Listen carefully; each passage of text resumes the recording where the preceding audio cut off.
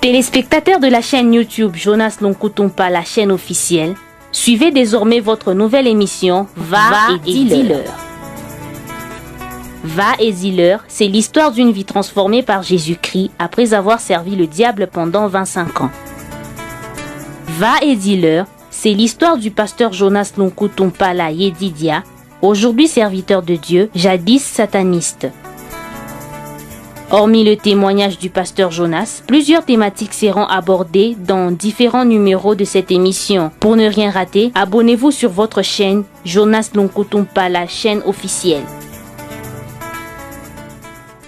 Le plaisir est pour nous de vous savoir nombreux, disséminés, éparpillés ça et là, de par le monde.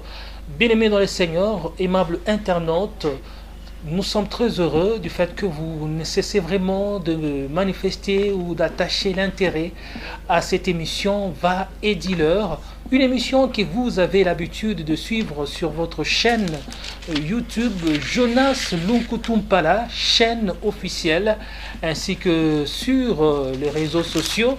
Nous disons que nous vous aimons et nous sommes là aujourd'hui et avec l'homme de Dieu, le pasteur Yedidia Jonas Lonkutumpa. Il est avec nous sur ce plateau et nous vous signalons que c'est vraiment une journée spéciale aujourd'hui, et une journée très spéciale parce que c'est l'anniversaire de l'homme de Dieu, le pasteur Jonas Lonkutumpa. Pasteur, bonjour et joyeux anniversaire. Bonjour et merci pour le souhait d'anniversaire. En tout cas, merci beaucoup. C'est, comme vous venez de le dire, c'est pour moi un grand jour. Aujourd'hui, c'est mon anniversaire. Ça me rappelle ma naissance. Donc, voilà. Le jour où le Seigneur a permis que je sois compté parmi les vivants. Donc, il m'a introduit dans ce monde. Et voilà. Donc, c'est pour moi une grande joie. Et je vais dire que c'est une année de plus qui s'ajoute à mon existence.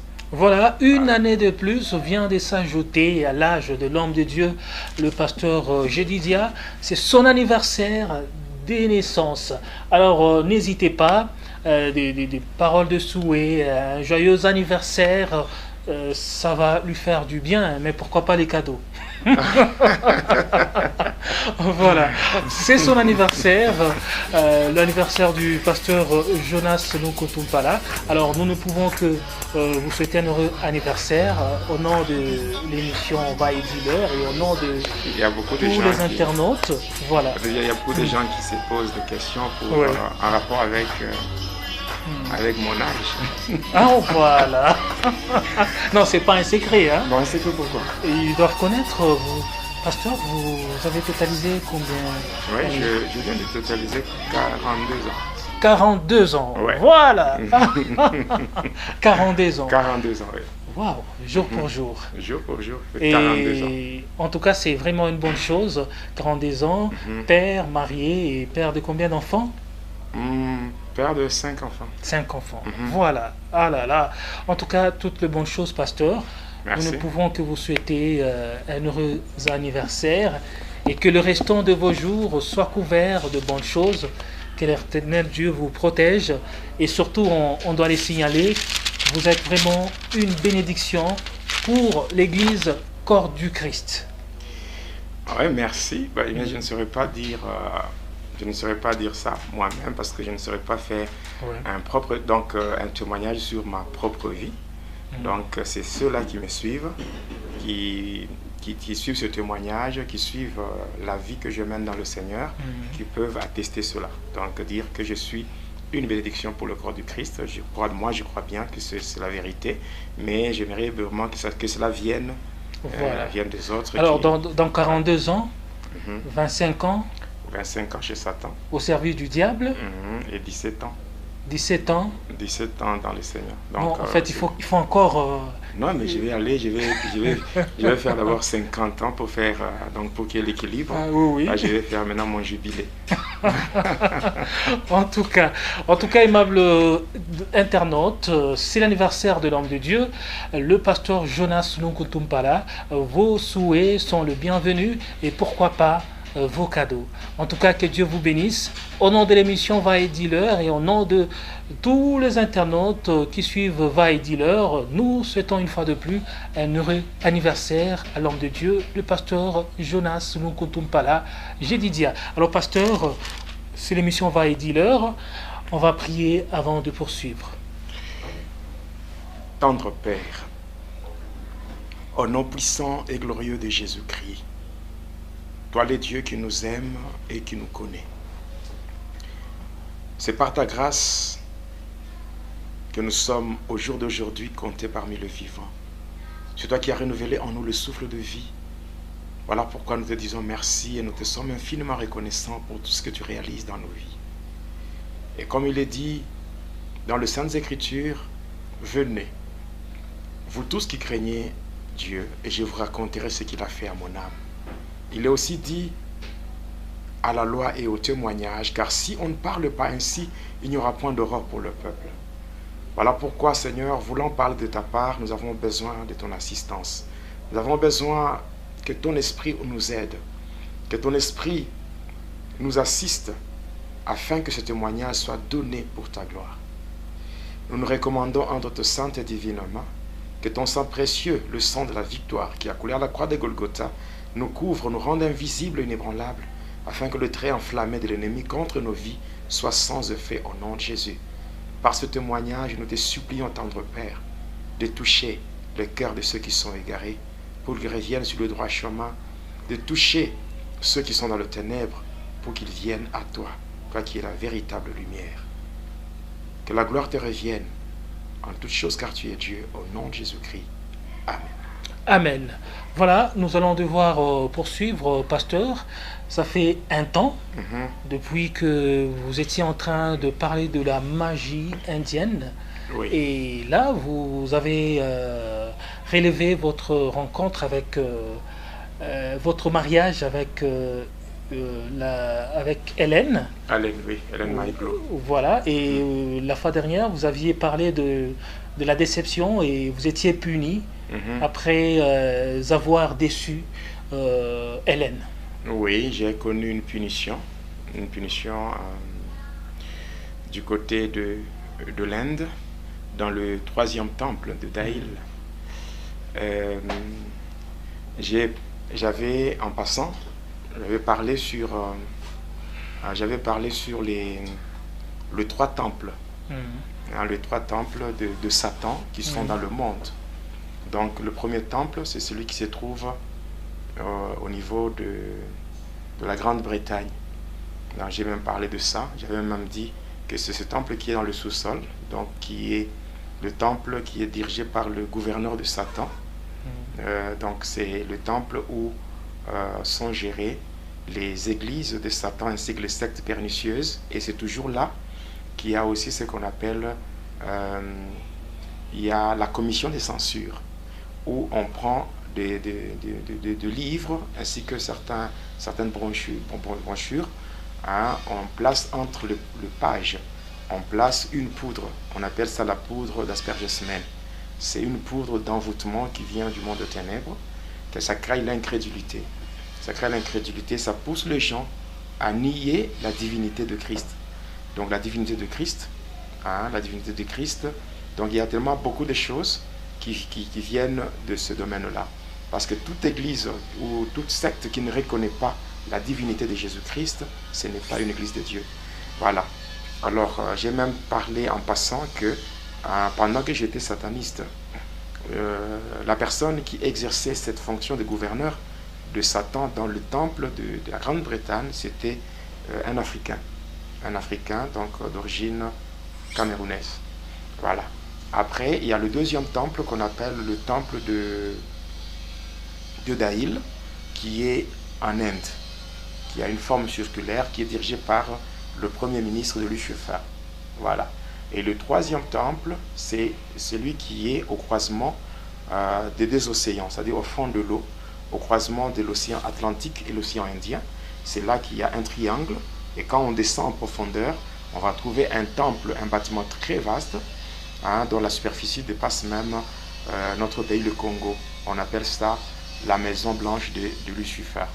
Voilà, c'est là où Lucifer coordonne ses réunions avec les satanistes du monde entier. Quand je parle de satanistes du monde entier, ici il faut bien comprendre.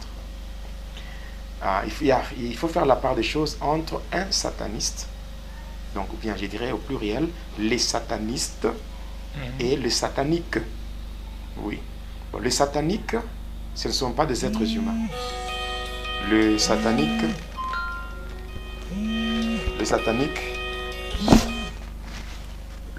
en fait, ce sont deux anges qui ont été précipités ensemble avec Satan.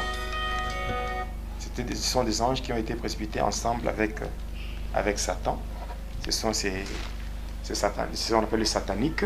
Donc les sataniques, on peut dire en quelque sorte, ce sont des démons. Les anges déchus. Les anges déchus. Oui, parce que je parlerai dans les jours à venir, je vais parler sur ce qu'on appelle le 8 degrés ou le 8 catégories dans la hiérarchie satanique.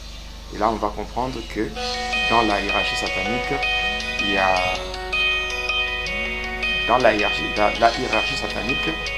il y a la première position qui est occupée par Lucifer lui-même, Satan. Et la deuxième position, elle est occupée par les sataniques. Mais la troisième, quand on parle maintenant de satanistes, le sataniste, ce sont des êtres humains qui servent Satan. Donc c'est ça la différence. Entre satanique et sataniste. Les sataniques, ce sont les anges déchus, donc qui ont été précipités ensemble avec Satan. Maintenant, les satanistes, ce sont des êtres humains. Et les démons? Les démons, en fait, les démons ne sont pas... Quand on va parler sur l'organisation de Satan, là, vous allez comprendre la différence entre les anges déchus et les démons. Maintenant, quand on fait l'étude sur les mauvais esprits, on parle de la démonologie. Et là, on essaie un peu de prendre le mot démon pour affecter à tous les mauvais esprits. Mais s'il faut y aller avec les détails, donc il y a vraiment de grandes différences. Voilà. Alors, quand je dis le sataniste, c'est-à-dire ceux-là qui participent aux différentes réunions que Lucifer lui-même organise au niveau de la Maison Blanche, là, quand on parle de ces satanistes-là, on voit les représentants. C'est-à-dire les membres du gouvernement de Satan. Ce n'est pas les sorciers, non. Ce ne sont pas de simples magiciens, non. Ce ne sont pas de simples catcheurs, non. Ou des marabouts, non. Ici, quand on parle de représentants, ce sont les mandataires de Lucifer. C'est-à-dire des êtres humains qui vont dans la présence de Lucifer et qui prennent des instructions. Qui prennent des instructions auprès de Lucifer pour venir faire le mal. Qui prennent des instructions. Là, ce sont les représentants. Ils sont 50% humains, 50% démons. Et ce sont des gens qui ont atteint le niveau de métamorphose. Donc ils peuvent se métamorphoser, ils peuvent même apparaître sous forme de fantômes. Ce sont ces gens-là, on les appelle les représentants. Parce que même dans le satanisme, il y a des échelons. Ce n'est pas tout le monde qui se dit sataniste qui peut être en contact avec Lucifer. Donc il faut quand même qu'il y ait la part des choses. Parce qu'aujourd'hui, j'ai dit ça pourquoi? Nous ne témoignons pas pour épater les gens. Non. Ce sont des erreurs. On témoigne de ce qu'on a fait, ce qu'on a vu, ce qu'on a expérimenté. Certainement, le Seigneur Jésus-Christ, dans sa souveraineté, il continue à libérer les gens. Il continue à sauver les âmes. Il y a des choses qui se passent, parce que moi, j'ai donné ma vie au Seigneur l'année 2003. Donc, vous voyez, ça fait déjà 17 ans. 17 ans. Mais il y a d'autres qui ont récemment accepté Jésus-Christ. Donc, ils peuvent témoigner de certaines choses que moi, je n'ai jamais expérimentées. Voilà. Donc, lorsque on veut témoigner, il ne faut pas le faire pour essayer d'impressionner ou d'attirer les gens vers soi. Non, non. Parce que là, c'est un danger. Parce que le menteur est le père du mensonge. C'est le diable. Alors, quand on se met à mentir et à dire des choses, on invente certaines choses, passant par cela, on s'expose. C'est qu'on prend son âme et on vend cela à Satan. Et ce n'est pas une bonne chose. Oui. On ne peut pas quitter le ténèbre pour se retrouver au dernier jour dans le feu éternel. Oui. Donc ce n'est pas nécessaire. Même les gens quand quelqu'un quitte le monde des ténèbres, ce n'est pas que lui connaît tout. Il connaît une partie de ce qu'il a vécu. Et quelqu'un d'autre pourra aussi venir ajouter ce qu'il a vécu et ainsi de suite. Donc c'est vrai, moi quand j'étais dans le satanisme, c'est vrai, j'ai atteint un niveau élevé, mais cela ne fait pas de moi quelqu'un qui connaît tout. Non. Donc même en fait tout ce qu'on appelle mystère, dans le mystère diabolique, hein, c'est pas une personne qui peut tout connaître. Donc nous donnons chacun selon ce qu'il a vécu, et c'est comme ça qu'on évolue. Et le diable aussi, c'est un menteur parfois. Le diable lui-même ne connaît pas tout de Dieu. Dieu, il n'y a personne, il n'y a aucun être, aucune créature qui peut prétendre connaître Dieu. Donc même ce que le diable... Même le diable ne connaît pas Dieu. Même le diable, il est en train de faire des efforts pour découvrir. Dieu, il est tellement puissant, il a une sagesse infiniment variée, au point qu'il n'y a personne qui peut vraiment connaître Dieu, arriver à maîtriser Dieu, non. Ce n'est que nous, non. C'est nous. Nous devons nous laisser guider par Dieu, parce que c'est nous notre Créateur, et nous ne sommes que de créatures. Alors, dans ce troisième temple, donc les trois temples là, le troisième temple, c'est le temple là qui est au fond de l'eau. Donc quand vous essayez un peu de vous situer sur le plan géographique, vous allez voir que c'est du côté de l'Afrique du Sud. Donc quand vous êtes vraiment du côté de Cape Town, vous arrivez de ce côté-là. Hein? Vous allez voir, voilà, l'océan, c'est de ce côté-là. Mais là, c'est quand on essaie un peu de se situer sur le plan géographique. Voilà. Alors, c'est là où le diable Lucifer organise les réunions avec les satanistes du monde entier. Et c'est encore là où règne ceux-là qu'on appelle le 6 ministres de Lucifer.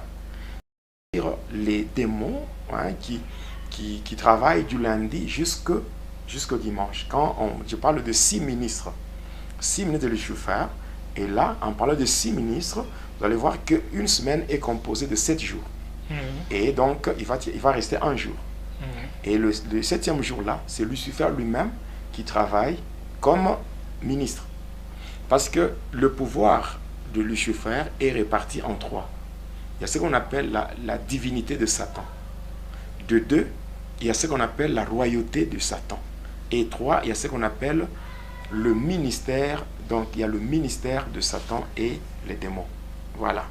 Donc, il y a la divinité, il y a la royauté. La divinité, c'est là où le diable lui-même s'est fait passer comme étant Dieu, les dieux de ce monde.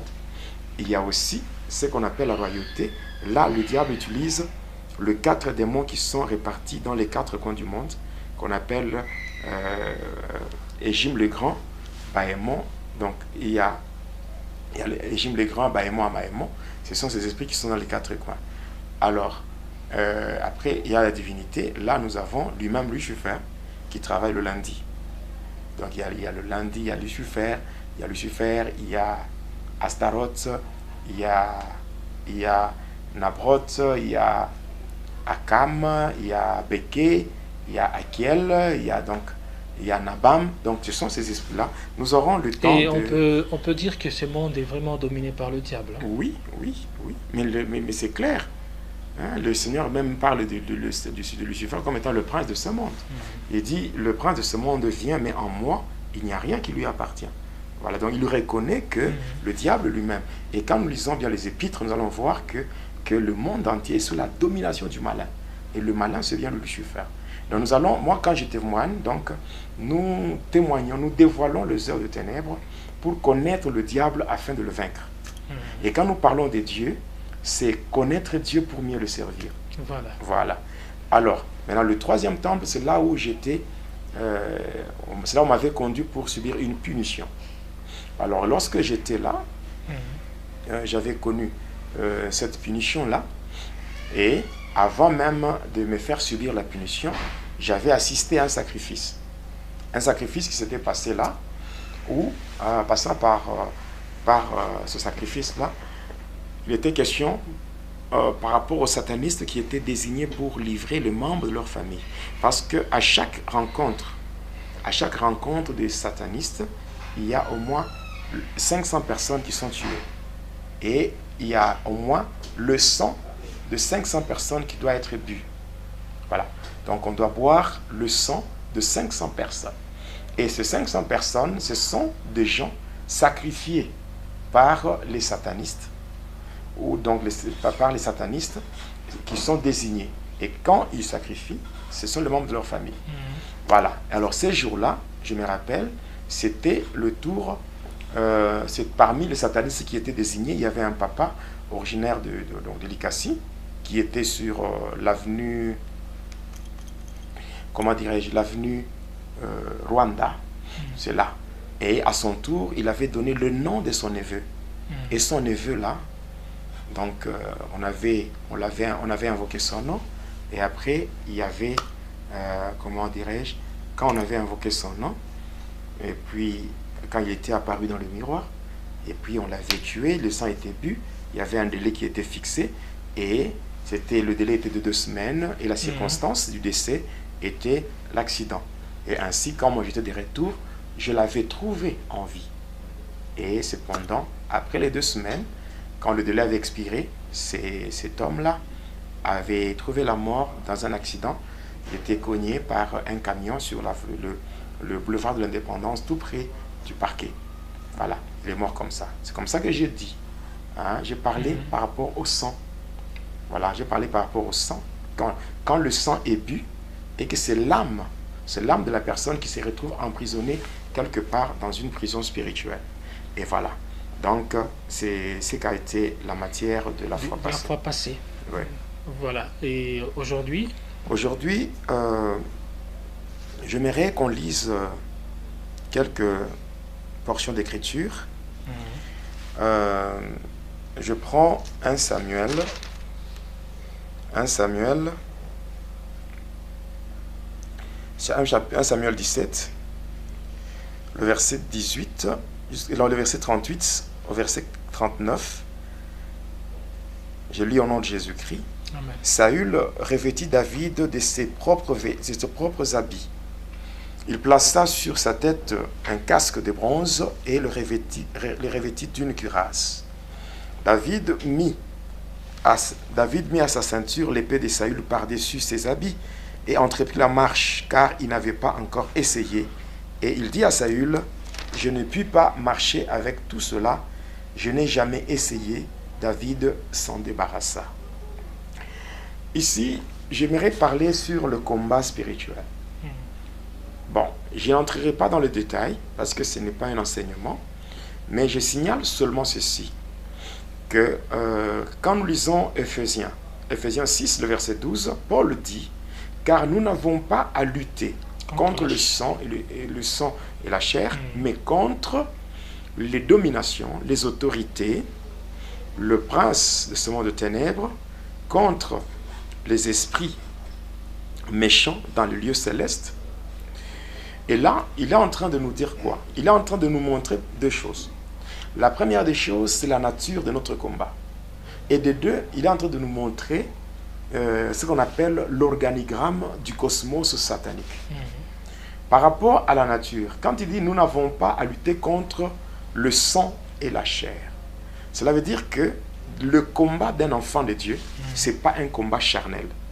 Donc, beaucoup de chrétiens échouent dans ce qu'ils font parce que, au lieu d'orienter leur combat dans le spirituel, eux le font dans la chair.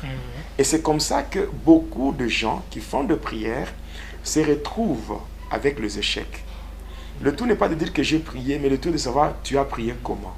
Et la cible, tu vois ton prochain, tu vois un humain comme toi.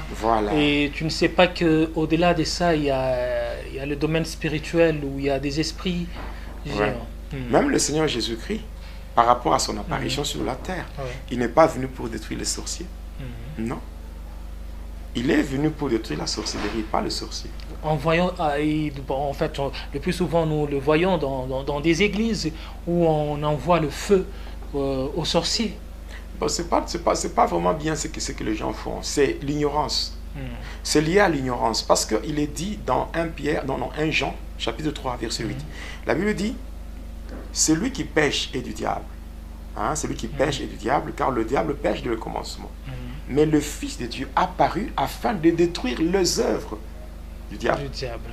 Oui, il n'est pas venu pour détruire. Il n'est pas venu pour détruire ceux qui se font les œuvres, mais il est venu pour détruire les œuvres. Parce qu'il n'a pas abandonné sa gloire au ciel pour chercher ce qui était bon. Il est venu pour chercher ce qui était perdu. Voilà, quand il vient chercher ce qui était perdu, c'est qu'il vient détruire ce que le diable a mis dans les êtres humains qui sont à son service, les gens qui sont envoûtés, parce qu'il n'y a aucun être humain qui a été créé pour l'enfer. Ouais. Il n'y a aucun être humain qui a été créé pour vivre en enfer. Voilà. Alors, par rapport au combat spirituel, quand on veut gagner dans un combat spirituel, il faut être revêtu des armes de Dieu. Les armes spirituelles. Parce que quand on fait usage des armes spirituelles, on saura maintenant gagner ce combat-là. Vous allez voir David ici. Saül a pris son armure, il a pris ce qu'il avait comme arme et habit. Il a mis ça sur David. David ne voulait pas. Mais alors quand il voulait avancer vers Goliath, il se sentait que ces choses-là pesaient sur lui.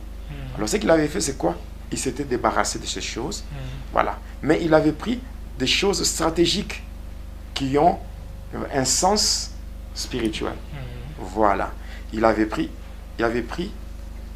5 pierres. 5 pierres qu'il avait ramassées dans le torrent. Il l'avait mis dans son petit sac. Voilà. Mais il s'était d'abord débarrassé. La Bible dit, revêtez-vous de toutes les armes de Dieu. Parce qu'aujourd'hui, quand on fait un combat spirituel, et que dans ce combat-là, on fait un combat spirituel, et que vous avez sur vous les armes charnelles, là, n'espérez pas gagner. Alors, les armes spirituelles... Mais c'est écrit dans Ephésiens. Quand on prend seulement Ephésiens 6, à partir du verset 12 jusqu'au verset 18, on va voir l'équipement complet d'un chrétien. Mais visiblement, lorsqu'on lit dans Éphésiens, ces armes qu'on parle là, c'est pas comme on entend chez les hommes. Lorsqu'on parle des armes qu'on cite dans la Bible, ce sont des armes qui ne sont pas... visiblement, c'est pas comme une arme physique qui... On ne sent pas vraiment la guerre là avec ces armes-là. En fait, c'est vrai, je ne veux pas trop parler sur ça parce que ce n'est pas un enseignement. Il faut comprendre que dans ces armes, il y a des armes offensives et les armes défensives. Les armes qu'on utilise pour se défendre et les armes qu'on utilise pour attaquer. C'est quand, par exemple, on dit l'épée. L'épée de l'esprit. L'épée de l'esprit. C'est une arme qui est offensive. Donc, on attaque avec. Mais quand, par exemple, j'utilise la cuirasse, j'utilise le bouclier, j'utilise le casque, ça, ce sont des armes qui sont défensives. Mais je crois qu'un autre jour, lorsqu'on pourra aborder ce sujet-là, je pourrais donner encore beaucoup plus de précision. Voilà. Mais maintenant, pourquoi moi je parle du combat spirituel? Parce que les agents de ténèbres, ce qu'ils font là, pour neutraliser cela, nous ne témoignons pas seulement pour parler aux gens des choses qui se passent dans les ténèbres, mais nous voulons aussi leur présenter une voie de sortie. Comment, après avoir écouté, après avoir entendu ce témoignage, comment est-ce que toi, par exemple, quelqu'un qui me suit et qui se retrouve dans ce que j'explique, comment est-ce qu'il peut faire pour sortir? Voilà. Sinon, si on ne le fait pas, c'est comme si on fait la publicité de Satan. Et surtout qu'il y a beaucoup d'enseignements sur le combat spirituel. Voilà. Il y a une différence entre ce qu'on appelle le combat spirituel et le mouvement du combat spirituel. Le combat spirituel et le mouvement du combat spirituel. Parce qu'il y a... oui, c'est toute une secte. Oui, de gens qui ont déjà élaboré leur stratégie pour mater ou pour dompter les enfants de Dieu avec des choses basées sur des slogans purement humains et qui ne produisent pas de victoire. Donc un combat spirituel sans victoire, ça existe. Mais cependant, si on veut avoir une victoire dans le combat spirituel, il faut se référer aux normes bibliques. Voilà. Alors, lorsque cet homme-là avait trouvé la mort, c'est qu'il avait, quand il avait trouvé la mort, parce qu'il avait été sacrifié par son oncle, alors moi j'étais rentré, j'avais même oublié, j'ai continué ma vie, parce que j'avais subi ma punition, et par rapport à cette punition-là, c'était qu'on m'avait fait sortir de la salle ou du temple pour me jeter dans un trou. Et il y avait une sorte de dalle, comme une pierre tombale, qu'on avait poussée, et en poussant cela, ça avait laissé un trou. C'est là qu'on m'avait jeté. C'est un trou qui a une profondeur de 200 mètres. On appelle ça les lieux de torture. Le lieu de torture, c'est lorsque un sataniste va à l'encontre des interdits, ou si il ne respecte pas ce qui lui a été dit. À ce moment-là, on est obligé de le punir. Voilà, maintenant, moi aussi, on m'avait conduit là-bas et on m'avait jeté. J'avais subi une chute libre pour me retrouver au fond. Et là-bas, il y avait une obscurité totale. C'était bien une obscurité totale, et il y avait des reptiles tels que des serpents et des scorpions qui avaient comme rôle de mordre ou de piquer la personne qui se retrouve là-bas. Et la personne qui est là, quelle que soit la douleur ressentie suite à des piqûres, morsures, suite à toutes ces choses, la personne a le droit de garder silence. Si la personne ouvre la bouche pour manifester la douleur, et directement c'est la mort. Et moi, j'avais fait là-bas 5 jours. Et pendant tous les 5 jours, mes parents me cherchaient partout. Ils avaient lancé des avis de recherche, ça et là, pour me chercher. Mais cependant, l'enfant qui était recherché était en train d'être torturé, torturé par des reptiles au fond d'un trou. Et après le 5e jour, c'est comme ça qu'il y avait 2 chiens, 2 chiens avec des ailes, des ailes, donc des chiens qui volent. Ce sont ces chiens-là qui étaient venus là où j'étais, dans la grotte, et donc dans le trou, pour me prendre de là et m'amener dans une grotte. On appelle ça la grotte indienne. Et ces éléments que j'explique, ce n'est pas dans le monde spirituel. Dans le monde physique, ça se trouve en Inde. Donc ceux-là qui ont vécu vraiment dans le satanisme, qui ont atteint un niveau vraiment élevé dans le satanisme, peuvent attester la véracité de ce que je dis. Alors, de là, quand on m'avait pris, on m'avait conduit dans la grotte. Arrivé dans la grotte, lorsqu'on m'avait déposé à l'entrée de la grotte, j'avançais. Et pendant que j'avançais, j'avais trouvé des cadavres, des squelettes, des cadavres en décomposition. J'avais trouvé toutes ces choses. C'est des gens aussi qui étaient punis, mais parce que quand on vous punit du trou, vous devez passer par la grotte et arriver à rencontrer le premier ministre de Lucifer. Maintenant, si vous échouez dans le parcours, alors vous mourrez dans votre parcours. C'est comme ça que moi aussi, on me faisait passer par là. Et je passais, en fait, avec tous ces cadavres-là, les corps qui étaient en train de se décomposer, c'était des odeurs-là insupportables. Mais je passais par là, jusqu'à ce que j'étais arrivé à un endroit, et il y avait des chiens, c'est-à-dire des êtres humains, des démons. Des démons qui avaient des corps normaux, des corps humains, mais des têtes de chiens. Et qui du coup étaient venus en grand nombre et m'avaient encerclé. Et je m'étais retrouvé au milieu. Et quand j'étais au milieu, ils étaient là en train de pousser de cris, c'est comme s'ils étaient en train de chanter. Bon, ils poussaient de cris et tout. Maintenant, pendant que j'étais là, je ne savais pas quoi faire, je ne savais même pas où aller. Et c'est comme ça que l'un d'eux, qui était armé d'une lance, il m'avait blessé au niveau du dos. Et quand mon sang commençait à couler, quand je parle de cette blessure, j'ai ça, la cicatrice. Même maintenant, je vous parle. J'ai une cicatrice dans mon dos. Et c'est ce démon qui m'avait fait ça. Et quand il avait enfoncé ça, et quand il avait retiré sa lance, le sang commençait à couler. Ça coulait à flot. Et je voyais ce démon-là avec des corps normaux, mais de tête de chien. Chacun avait une coupe. Et chacun venait puiser mon sang. Au niveau de la plaie, là où le sang coulait, le sang sortait. Et c'est là où on venait avec des coupes, une sorte de calice. Et il remplissait le sang et il buvait mon sang en ma présence. Servir le diable, c'est la chose la plus, la chose la plus mauvaise qui existe. Donc c'est pas aujourd'hui. Il y a peut-être de ces gens-là qui croient que je peux facilement entrer dans le satanisme et sortir vivant. Non. J'ai toujours dit, moi je suis bénéficiaire d'une grâce particulière de la part du Seigneur, et puis je n'ai jamais cherché à être ce que j'étais. Je me suis retrouvé là-dedans, et le Seigneur, par sa grâce, dans son amour, il m'a déniché de là pour que je sois ce que je suis aujourd'hui. Je ne donne pas ce témoignage pour que ceux qui sont curieux, qui se mettent aussi à te dire que non, moi je vais essayer, je sortirai aussi pour témoigner. Non, non. C'est pas pour attirer cette envie-là chez les autres. Non. Ouais. Alors, c'est comme ça que quand ils buvaient mon sang, ils buvaient mon sang, et curieusement, c'est comme si ils avaient, c'est comme s'ils étaient en train de me pousser à réveiller l'instinct de mort et l'esprit de vengeance. Et je ne sais pas ce qui m'était arrivé, et j'avais subitement ouvert la bouche pour dire je vais me venger. Juste quand j'avais dit je vais me venger, tout s'était arrêté. Tout s'était arrêté.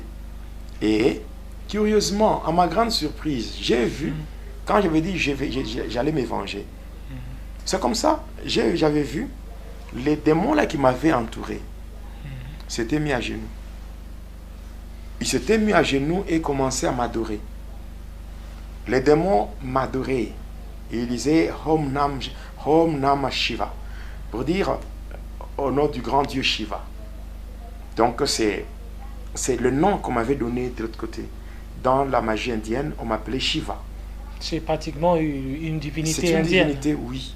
Parmi les trois divinités qui constituent la trinité diabolique hindoue, il y a Brahma, les dieux de la création, Vishnu, les dieux de la protection ou de la préservation, et Shiva, les dieux de la destruction. Voilà. Donc quand j'avais parlé de la vengeance, vous voyez, même quand nous sommes des chrétiens, un chrétien ne doit pas vraiment aimer la vengeance. Selon qu'il est dit dans Romains 12 et le verset 19, il est dit « Ne vous vengez pas vous-même. Ne vous vengez pas vous-même, mais laissez agir la colère, car il est écrit « À Dieu la vengeance et à Dieu la rétribution. » Lorsque vous voulez vous venger vous-même, c'est comme si vous dites que Dieu est incapable de vous venger. Mais Dieu lui-même, quand Dieu se lève pour faire la vengeance d'un homme, il va bien le faire. Mais sinon, nous, quand nous nous lèvons, humainement parlant, pour nous venger, le diable en profite pour nous utiliser pour son intérêt. Et pour nous faire du mal. Voilà. Alors, quand j'avais dit ça, c'est comme si j'avais ouvert la porte pour que le diable soit dans la joie et que je sois adoré. C'est une folie de grandeur. Une folie de grandeur. Une créature ne peut pas se faire adorer. L'adoration, c'est un domaine privé qui revient à Dieu et à lui seul. Alors là, on m'avait adoré, et après cela, on m'avait laissé la place. Et je passais comme une autorité. Après une très forte punition. Oui, mais tous étaient à genoux devant moi. Et je passais, et ils m'adoraient comme une divinité. C'est comme ça qu'on m'avait conduit dans une autre pièce. Et après, dans cette pièce-là, il y avait une autre qui avait une forme circulaire et dont la température était glaciale. Et quand j'étais entré dans cette pièce-là, quand j'étais entré dans cette pièce-là, c'est là que je m'étais retrouvé en face d'un vieillard. Un grand, donc je dirais un vieillard qui était assis en position lotus. C'est comme quand vous entrez dans une mosquée, donc on plie les jambes comme ça. On appelle ça la position lotus. Et aussi ceux-là qui font le yoga. Les yogas. Oui, même ceux-là qui font le karaté, quand ils sont sur le tatami. Même quand nous étions, on faisait le catch dans la lutte. Et surtout dans le bouddhisme aussi. Oui. Dans le bouddhisme, dans le shintoïsme. Voilà. Alors, il était assis comme cela. À côté de lui, il y avait comme une sorte de... Il y avait comme une marmite et un serpent. Un serpent qui s'était enroulé autour de la marmite comme ça. Voilà, moi j'étais là et lui était en face de moi mais à quelques distances, donc à une certaine distance. Alors maintenant qu'est-ce qui s'était passé, j'avais vu son bras droit se détacher au niveau de l'épaule, sortir de son corps, se détacher et venir là où j'étais pour me saluer. Me saluer comme ça en serrant ma main. Après, le même bras était rentré. Et ça, ce n'était pas spirituel. C'était physique. Oui, physique, je voyais. il voulait, pour lui se déplacer, c'était trop difficile. Hein. Il l'a fait directement Et en puis, déplaçant son bras. et son puis bras. tout d'un coup, il fallait me faire passer à, comment dirais-je, à un pacte, le pacte, sans consulter ma volonté. Pourquoi? Parce que le serpent qui était à côté de lui, hein, avait bondi sur moi, s'était enroulé et sa tête était comme ça devant mes yeux. Donc le serpent qui était à côté de lui, hein, le serpent avait fait un saut sur moi et bondi sur moi pour s'enrouler tout autour de mon corps. Il s'était enroulé tout autour de mon corps Pour t'effrayer. oui, mais pour m'imposer le pacte. Alors si tu dis non, il est Non, serpent. il devait directement me faire du mal et j'allais mourir. Il devait soit de cracher son venin dans mes yeux. Ou bien je ne sais pas ce que en fait, je ne sais pas ce qui m'attendait là. Voilà comment on m'avait mis comme cela et le serpent était comme ça. La tête était comme ça devant moi. Mais voyant tout ce que vous étiez en train de subir là, ça prouve la suffisance que vous ne devez qu'être impitoyable. Hein?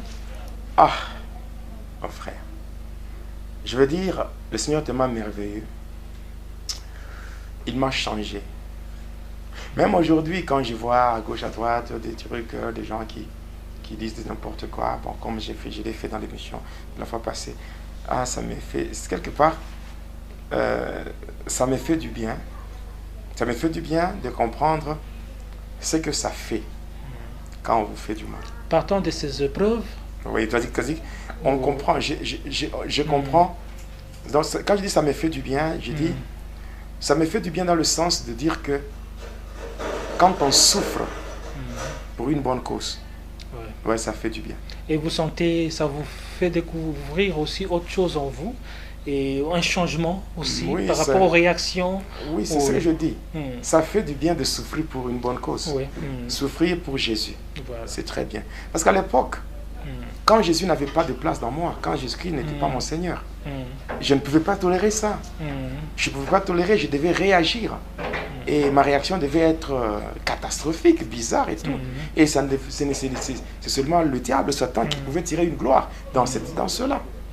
Mais moi, en fait, aujourd'hui, j'accepte de souffrir pour une bonne cause, c'est-à-dire souffrir parce que j'ai accepté Jésus-Christ dans ma vie. Alors, le serpent était comme ça. Et c'est là qu'il y avait des choses à m'imposer. Et ces choses-là, c'est le Premier ministre qui devait maintenant me dire ce que je devais faire. Donc, il y a des choses, je dirais, horribles. Et la magie indienne, la magie indienne, c'est comment dirais-je? La magie indienne, je dirais, c'est répugnant. Donc, on devait m'imposer des choses, par exemple. Bon, ça, c'est une petite parenthèse. Oui. Comment tout le monde dit que les Indiens ou la magie indienne, elle est un peu bizarre. Oui, bizarre parce que tellement qu'il y a des milliers de divinités et avec ça, chaque divinité impose. Maintenant, quand on doit faire la fusion de toutes ces exigences, on se rend compte que c'est purement inhumain.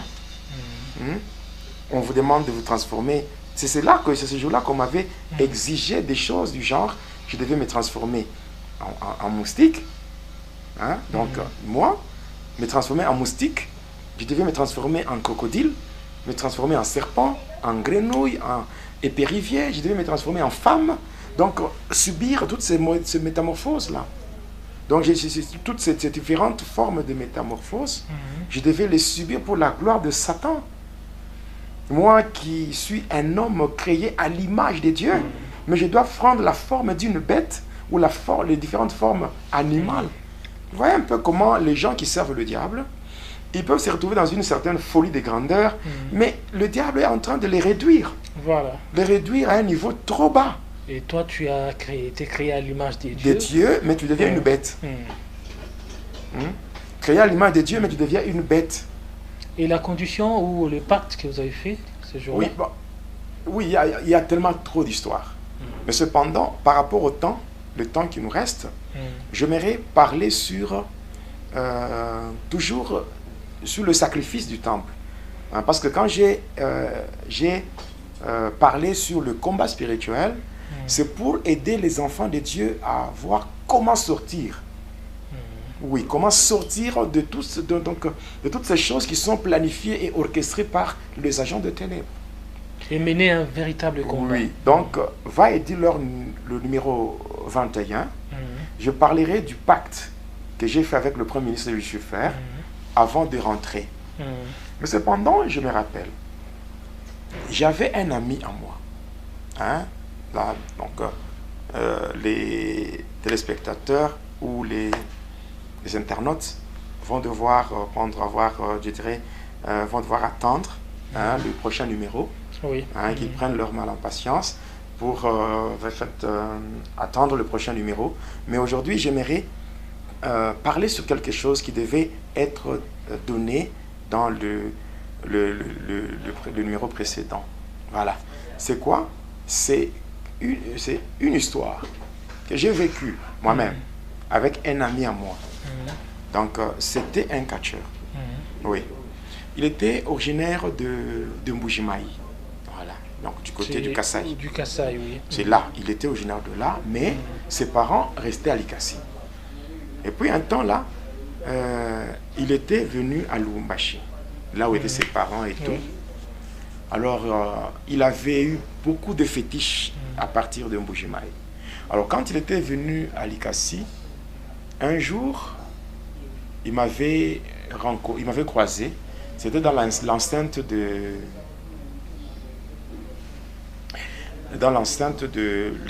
comment dirais-je, de l'école laïque. Voilà, c'est là où j'étais avec un ami. On était en train de causer. Alors lui aussi vient. Bon, par rapport au retrouvailles, c'était bien, on causait, c'était très bien.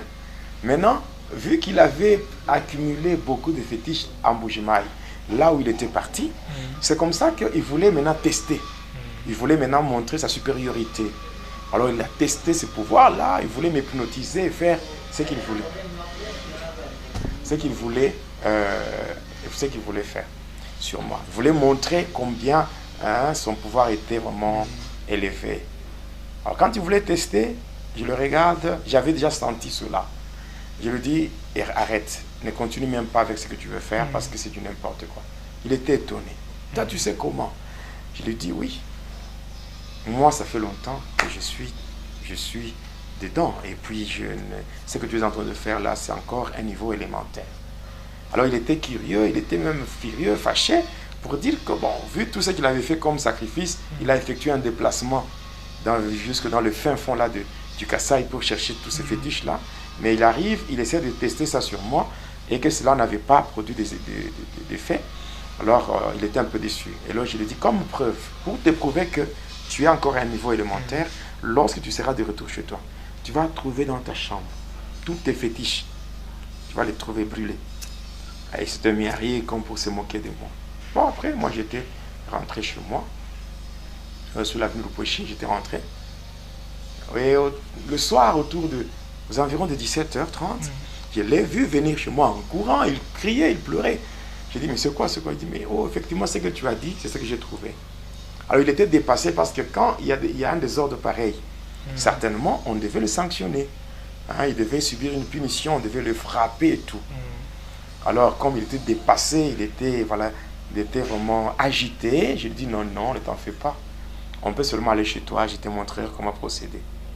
Nous sommes rentrés chez lui, effectivement, arrivé dans sa chambre, ce fétiche était brûlé et tout et tout.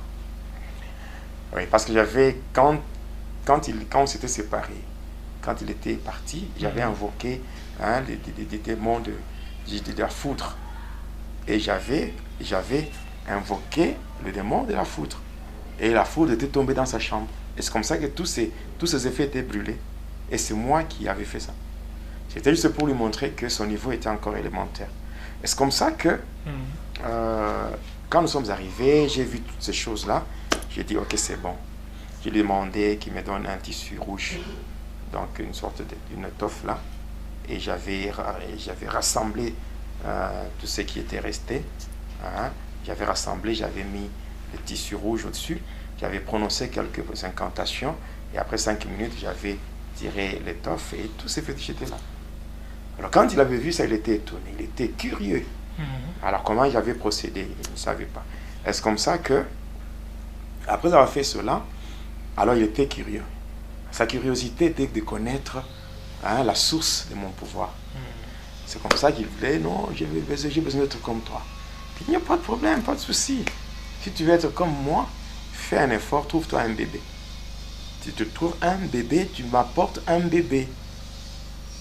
À ce niveau-là, j'étais déjà élevé. Et j'étais en train de chercher à lui faire vivre ce que mon maître m'avait fait vivre aussi quand nous étions avec Adèle dans une pièce là. Voilà. Lui était devenu votre disciple. Oui. Voilà. Alors c'est comme ça que il avait accepté. Il avait cherché un bébé pour ne pas le trouver. Alors un jour, il vient me voir chez moi, il me parle de tout ce qu'il a fait comme démarche pour trouver le bébé sans succès. Et c'est comme ça que je lui dirais que bon, ok, comme tu n'as pas trouvé, en fait, c'est ton problème, parce que celui qui veut être comme moi, c'est toi. Et moi, je t'ai montré le chemin. Et comme tu n'es pas en mesure, alors, tant pis. Et c'est comme ça que je devais partir. Il me dit, oui, ça va, mais il y a une sœur qui est grosse. La grossesse était de 6 mois. Mais que cette sœur-là cherchait comment se faire avorter. Parce que l'homme qui l'avait engrossée, qui l'avait rendue grosse, avait décliné la responsabilité. C'est comme ça que moi je dis, ok, mais toi tu es à la recherche d'un bébé. Mais cependant, mais tu as déjà un bébé. Déjà une grossesse de 6 mois, donc il y a un fœtus là. Donc on peut seulement prendre cet enfant-là et on fait une cérémonie et c'est tout. Alors c'est comme ça que je lui avais demandé d'inviter la même sœur là, la même fille là, chez lui. Alors, arrivé le jour du rendez-vous, nous étions partis et nous étions arrivés chez mon ami dans sa chambre secrète et voilà, la sœur était entrée. Par après, qu'est-ce que j'avais fait? Bon, comprenez-moi, c'est un témoignage que je donne. C'est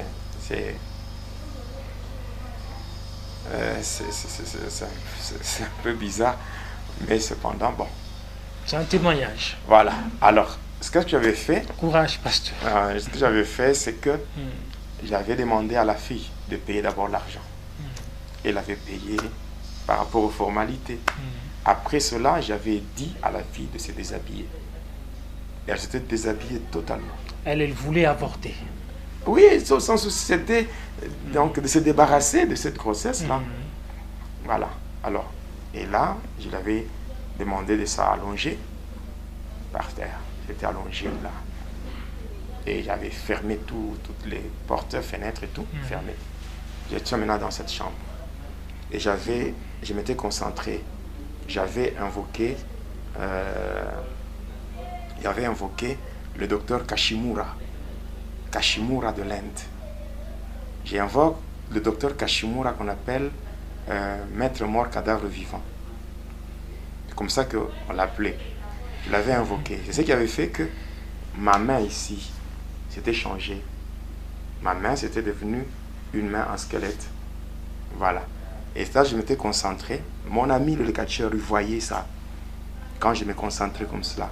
Et quand j'étais concentré, et j'avais introduit ma main dans le ventre. Et la fille, elle ne voyait pas? Non, non, je l'avais déjà hypnotisée. Je l'avais déjà soumise à un sommeil magnétique.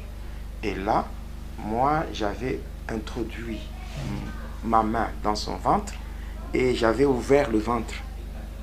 Et quand j'avais ouvert le ventre, j'avais récupéré le fœtus et je l'avais mis de côté. Et par après, je me concentre, j'invoque encore le chirurgien de l'au-delà, le docteur William Lang. Beaucoup de chirurgiens, beaucoup de ceux qui ont fait la médecine, beaucoup de satanistes, beaucoup de médecins satanistes, ils utilisent aussi, ils invoquent aussi ce même médecin-là, le chirurgien de l'au-delà. Il y a ceux-là qui entrent dans la salle d'op, dans le bloc opératoire, ils entrent en reculant. Il y a ceux-là qui entrent, qui font des cérémonies. Il y en a d'autres qui doivent, pour faire une intervention chirurgicale, ils sont obligés d'être ivres. Donc il faut qu'il soit ivre. Pourquoi? Parce que quand il devient ivre, son corps devient juste un réceptacle. Et c'est facile de subir l'incarnation maintenant de ce démon-là. Le docteur William Lang, le chirurgien de l'au-delà. Il s'incarne. Et quand il s'incarne, c'est lui le démon qui fait tout. C'est le démon qui fait l'opération. Oui, oui, c'est le démon qui fait ça. Et vous allez voir un chirurgien qui est apprécié, mais Ouais. c'est pas lui. C'est pas lui. Il y a beaucoup qui font des bêtises, pareil. Alors par après, c'est comme ça que quand on est à l'hôpital, on doit comprendre que le médecin peut soigner le corps.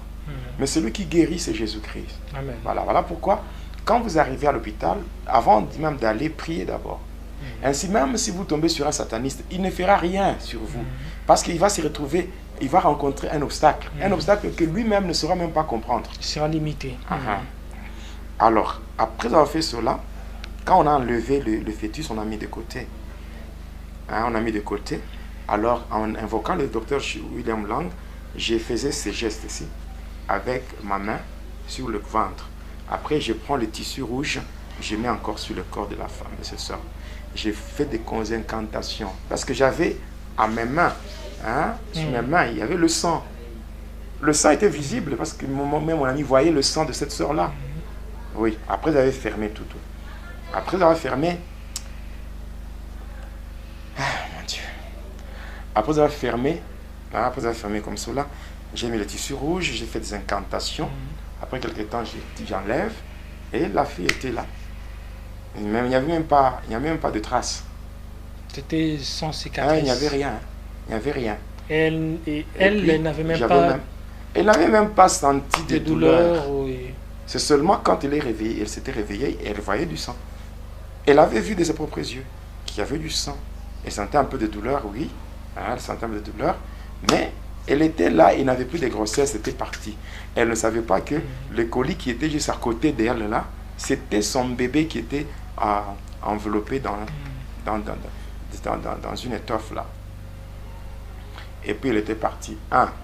Qu'est-ce qui est passé comme conséquence? Elle avait payé l'argent. On a pris ça. De deux, on avait retranché une année dans son séjour terrestre. Ouais. C'est comme ça qu'il y a des gens qui meurent précocement. Je vous parlerai dans les jours à venir comment on pouvait retrancher à partir de demain. Parce qu'il y a les deux mains. Il y a la bénédiction et il y a aussi une longue vie. On peut retrancher comme ça par des principes qui sont purement sataniques. Voilà. Même quand nous parlons de ces choses, de témoignages, l'objectif c'est quoi? C'est que les enfants de Dieu découvrent les ruses du diable pour bien le vaincre, le combattre et le vaincre. Pour qu'ils connaissent vraiment la cible. Quand ils doivent frapper, qu'ils le fassent avec précision. Lorsqu'il faut prier, il faut... Qu'ils le fassent avec précision. Et comme ça, on avait fait ça, et même la fécondité. C'est-à-dire cette soeur-là était partie, elle était partie stérile. Donc elle était partie stérile. C'est à partir de ces deux. On dirait qu'elle a sacrifié tous les enfants qu'elle devrait avoir. Pour elle, elle croyait que c'était juste ces fœtus-là qui étaient emportés. Mais en réalité, non seulement les fœtus étaient emportés, mais aussi elle-même. Sa fécondité était partie. Alors, nous étions restés avec mon ami. J'ouvre, j'ai remis le bébé, le fœtus là de 6 mois. Donc, le fœtus de 6 mois. Donc, 6 mois, non pas un bébé de 6 mois, mais un fœtus par rapport à la période de gestation. Donc, à la période de gestation, le fœtus là était de 6 mois. Donc, ce n'était pas un bébé qui était né, non. C'était un enfant. Donc, on avait, comment dirais-je, on a arrêté le développement ou les processus liés au développement de ce fœtus-là. Voilà. Maintenant, on était avec. J'ai demandé à mon ami de m'apporter un couteau. On avait mis le bébé dans un vase, une sorte de bassin comme ça. Et j'ai demandé le couteau. Et en demandant le couteau, mon ami était là, catcheur, là, en train de trembler comme un petit enfant. Il tremblait là, il tremblait. Et par après, je lui ai remis le couteau. Je lui ai dit, mais c'est toi-même. C'est toi-même qui vas découper le bébé pour le rituel. Il y a des rituels compliqués. Dans la magie indienne, non. Il y a des rituels. Là, vous sentez que ça, c'est Satan. Alors vous sentez, vous êtes dedans, vous sentez que non, non. En tout cas, moi, je suis un mauvais. Donc je suis... Vous sentez une certaine cruauté là. Donc vous sentez ce sadisme. Donc vous sentez que, en tout cas, moi, sincèrement, je suis impardonnable. C'est pour cela que quand nous disons aux gens de venir à Jésus, c'est que l'amour de Jésus, c'est un amour qu'on ne saura pas expliquer. C'est un amour tellement vrai, un amour tellement saint, un amour tellement propre. Et la Bible nous prévient que le voleur ne vient que pour dérober, égorger et détruire. Oui. Et avec ça, on sent que vous étiez en train d'égorger réellement et de détruire. Mon ami là avait en fait, il avait peur, il tremblait. Il tremblait, et alors moi je l'avais tenu par la main. Et je prononçais des incantations pour enlever la peur en lui. Parce qu'à ce moment-là, j'étais déjà un produit fini. J'étais déjà un produit fini. Parce que moi, en fait, dans mon parcours, j'ai initié plus de 50 personnes dans le satanisme, dans la haute magie. Et je l'avais tenu comme ça, et j'avais prononcé des paroles, des formules mystiques, et après, c'était ressaisi. Il a pris le couteau, il a découpé. Il a découpé les du truc. Et après, je le regardais tout droit dans les yeux, de la même manière que moi et Adèle, de la manière où on nous regardait aussi, en le fixant tout droit dans les yeux comme ça, et il avait mangé. Il avait mangé ce qui était là. Donc les fœtus là découpés. Il avait mangé. Après avoir mangé, je dis ok, ça va maintenant, je l'avais invité chez moi. Je l'avais invité chez moi, à la maison. Il était venu 2 jours après, il était venu chez moi, dans ma chambre. Et comme ça que j'avais fait des incantations, j'avais tracé le cercle, j'avais gravé une croix à l'intérieur, j'avais fait des incantations, jusqu'à ce que Krishna était venu nous prendre pour aller en Inde. Et nous étions arrivés là-bas. Dans cette salle-là, il y a beaucoup de gens. Plus de 5000 satanistes. Je dis bien de satanistes. Plus de 5000. Alors nous étions arrivés là-bas. Alors quand nous étions là, qu'est-ce qui s'était passé? On m'avait d'abord, on m'avait félicité par rapport au fait que j'avais amené un nouveau membre. Alors maintenant, après avoir parlé avec moi, il fallait maintenant s'adresser à ce membre-là, lui poser maintenant des conditions liées à l'adhésion. Et c'est comme ça qu'en parlant avec lui, on lui dira que voilà, on était content par rapport à son adhésion, mais il était question que lui fasse des preuves, et donc qu'il fasse des preuves qui peuvent, passant par ces preuves-là, on peut en confirmer son adhésion. C'est comme ça qu'en parlant avec lui, on va lui dire que la première des choses qu'il devait faire, c'était de donner un être cher. Et donner un être cher de sa famille. Et c'est comme ça qu'après quelques temps de réflexion, il va dire, voilà, il va donner le nom de son père. Il avait donné le nom de son père. Mais comme d'habitude, il fallait que ceux qui étaient devant l'écran, là, devant l'écran, puissent invoquer les 2 démons qui étaient de part et d'autre. Il devait invoquer le nom de ce papa pour que dès qu'il apparaît, celui qui était au milieu devait devait fixer l'épée au niveau pectoral pour que déjà l'épée s'enfonce et que le sang commence à couler pour tomber dans le vase et qu'on fasse comme ça a toujours été le cas. Maintenant là, ce qui s'était passé, pendant que les 2 là commençaient à invoquer le nom du papa, on l'avait invoqué. On l'avait invoqué, tellement qu'on avait appelé. Ces 2 démons là étaient même fatigués. Ils avaient tellement invoqué au point que ils étaient troublés parce que le papa ne venait pas. Le miroir ou l'écran était toujours là intact. Il n'y avait rien. Rien, alors rien. Et maintenant, qu'est-ce qui s'était passé? Tellement qu'on avait fait et qu'il n'y avait pas de réaction, c'est comme ça que le premier ministre de Satan va lui-même ordonner à nous tous qui étions dans la salle, plus de 5000, que nous puissions invoquer le nom d'une seule personne. Parce que la personne ne faisait pas son apparition sur l'écran. Et c'est comme ça que nous tous, on invoquait. On avait invoqué, mon frère, nous étions fatigués. Le papa ne venait toujours pas. Alors on s'était adressé à mon ami pour dire, son père était aussi peut-être sataniste ou bien membre d'une certaine société secrète mystique, raison pour laquelle il n'apparaissait pas. Mais il a dit non, son père n'était même pas un sataniste ou un sorcier. Son père ne connaissait rien de ces choses-là, mais que son père c'était juste un simple chrétien dans une petite église. Alors il dit, oh, c'est un chrétien. Alors là, on nous avait maintenant motivés. Il fallait, parce que si un sataniste tue un homme ordinaire, il reçoit des avantages, une récompense. Ce n'est pas comme proportionnel. Ce n'est pas proportionnel au sacrifice d'un chrétien. Donc quand un sataniste sacrifie un chrétien, on lui donne beaucoup d'argent, on lui donne beaucoup de faveurs. Et c'est comme ça, par rapport à cela, donc on était obligé de faire tout ce qui était en notre pouvoir pour éliminer ce papa. On l'avait fait, on avait invoqué des démons tels que les démons méchants ou les esprits méchants, les esprits qui sont chargés uniquement pour tuer, tels que Asdamon, Asmodée, Kitutamurita et tout. On les avait invoqués, mais malheureusement, ils ne venaient toujours pas.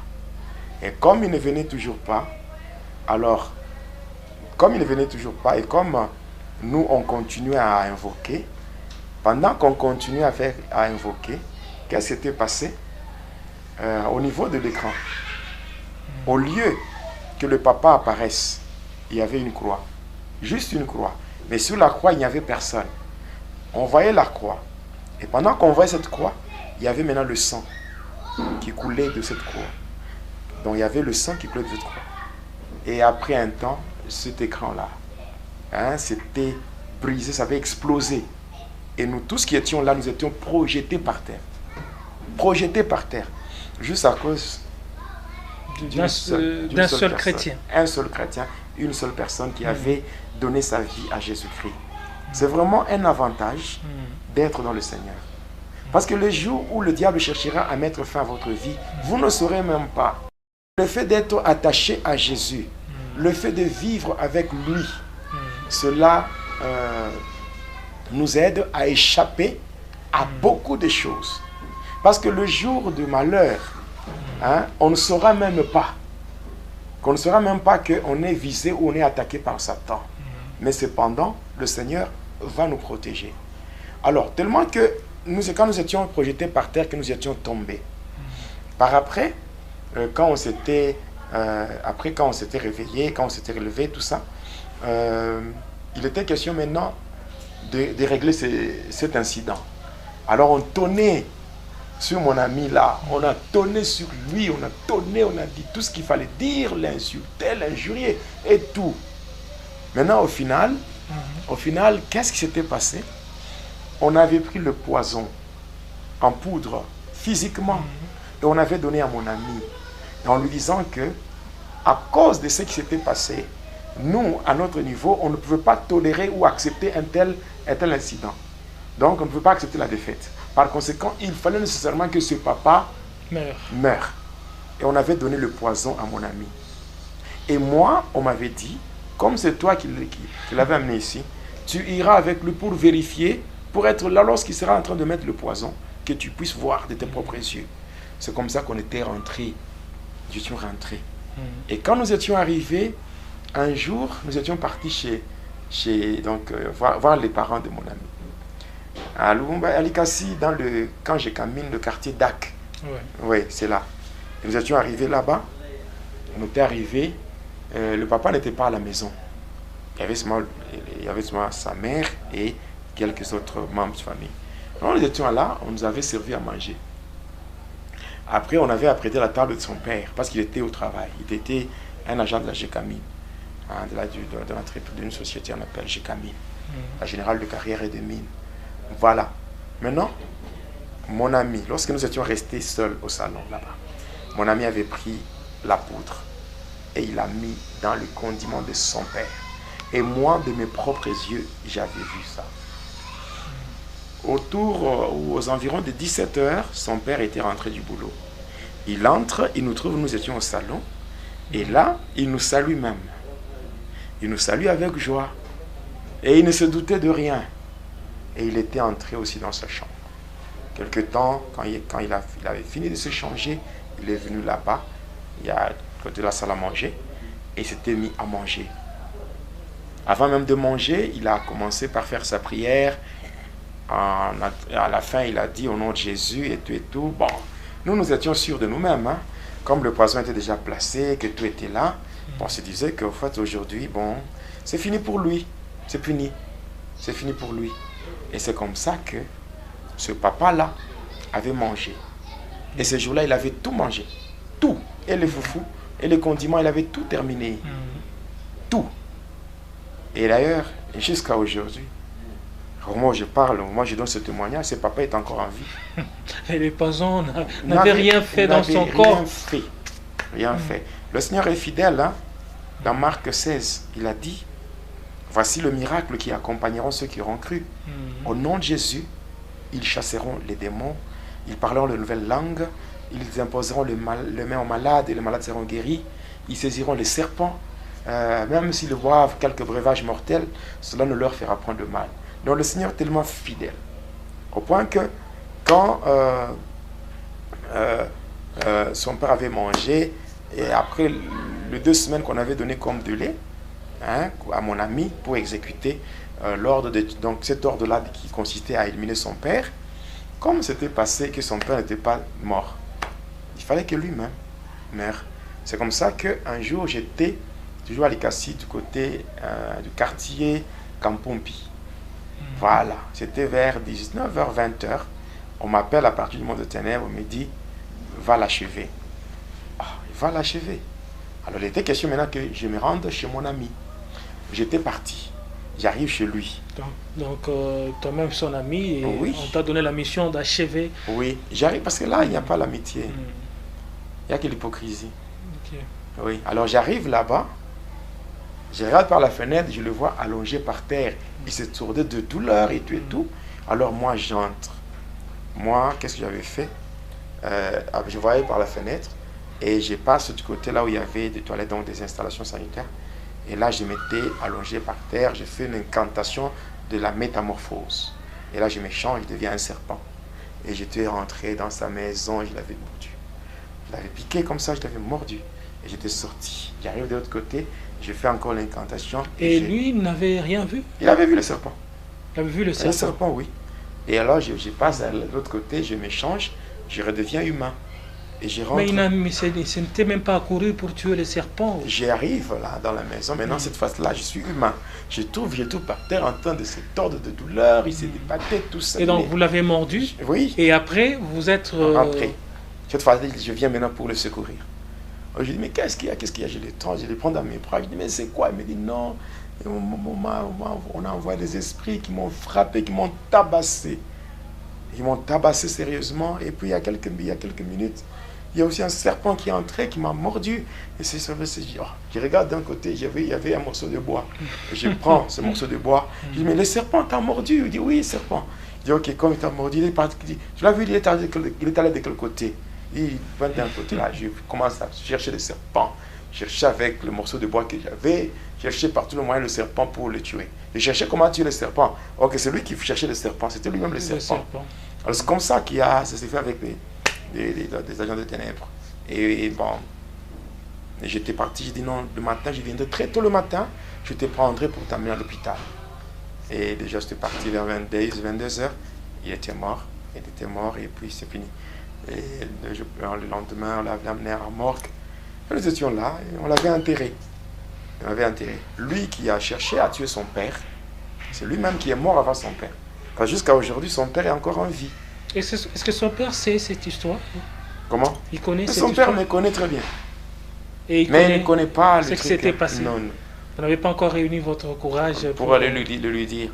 Bon, le Saint-Esprit, peut-être il permettra un jour que je le fasse, mais sinon, sincèrement, je ne l'ai pas encore fait. Mais des fois, lorsque vous étiez à Likasi, vous le voyez Oui, je le vois. Mais je le voyais. Il est là, à Likasi, son père. Et voilà, il a trouvé ces messieurs, donc ses frères, là, ces catcheurs, il avait trouvé la mort. Lui qui voulait tuer son père, il est mort avant son père. Et l'avantage d'être enfant de Dieu. Oui, c'est vraiment un grand avantage d'être un enfant de Dieu. Voilà. Et voilà. Alors, nous sommes presque à la fin de l'émission. Aimables internautes, merci de nous avoir suivis. On va poursuivre au prochain numéro. Au revoir.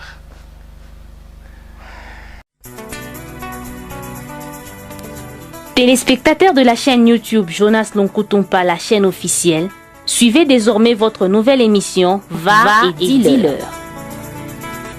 Va et dis-leur, c'est l'histoire d'une vie transformée par Jésus-Christ après avoir servi le diable pendant 25 ans. Va et dis-leur, c'est l'histoire du pasteur Jonas Lonkutumpa la Yedidia, aujourd'hui serviteur de Dieu, jadis sataniste. Hormis le témoignage du pasteur Jonas, plusieurs thématiques seront abordées dans différents numéros de cette émission. Pour ne rien rater, abonnez-vous sur votre chaîne Jonas Lonkutumpa, la chaîne officielle.